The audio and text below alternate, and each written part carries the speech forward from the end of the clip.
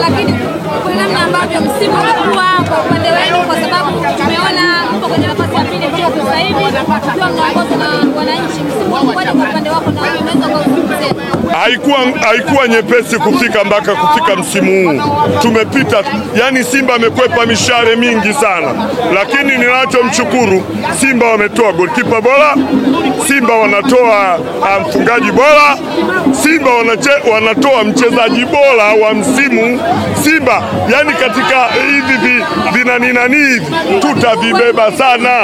Vituzo hivi tutavikusanya vyote. Yani ukiona sawa hata kwa mashabiki, hakuna watu mashabiki waliowahi kuwafikia mashabiki wa Simba. Tulipewa tuzo la kafu, hata matawi yenyewe wekundu wa Temino walichukua tuzo kwa ajili ya mashabiki bora. Yani sisi ni bora kwenye kila kitu.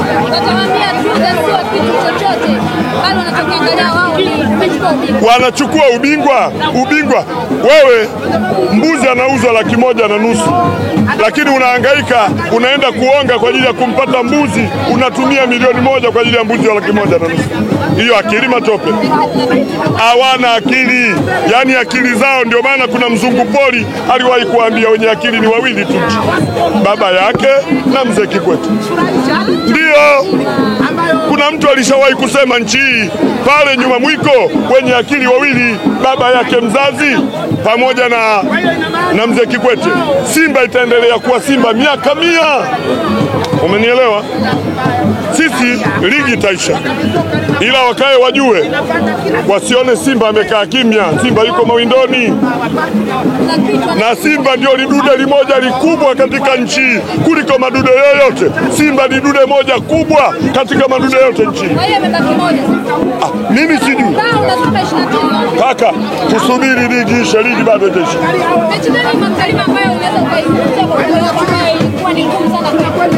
Mechi ya ligi kwetu ilikuwa ngumu na wale watoto Fountain Gates.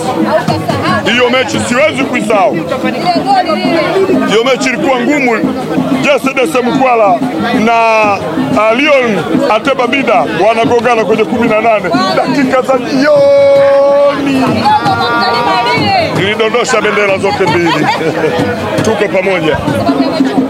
Simba kubwa. Kumekuwa na mchango mkubwa sana kwa wachezaji wetu kama mlivyotoka uwanjani kwa support. Kitu gani ambacho pengine ungependa kuambia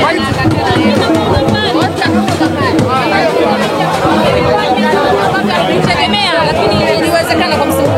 Sisi tunawashukuru wachezaji wetu, viongozi wetu, mashabiki wetu, wamepambana. Mimi mwenyewe nimepambana, kwa sababu ukipiga hesabu kutoka 2007 mimi nasafiri na timu. Leo nilikuwa najaribu kupiga hesabu zangu toka nimeanza kusafiri na timu, yani kulala mpaka hoteli, nimetumia milioni 89. Milioni 89.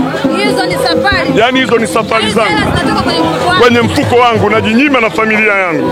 Manake ukipiga hesabu kwa misimu, nimesafiri misimu 18. Miaka 18 nasafiri na Simba Sports. Na Maktalima pia kwenye mechi za nje, kuna mechi ambayo labda ulikosa wewe? Nimekosa mechi za nje chache sana, lakini nimekwenda mechi. Yeah. Sasa basi neno lako kwa wanasimba wenzio kwa kila niwaambie tu wana Simba waendelee kunywa mtori, nyama watazikuta chini. Kwenye mchezo wenu wa mwisho naambia nini? Mchezo gani? Wa dabi. Tutakutana siku neno bwana Maktalima. Neno lipi? Kuhusu nini? Neno lipi? Waambie wajitokeze kwa wingi. Wapi? Kufanya nini?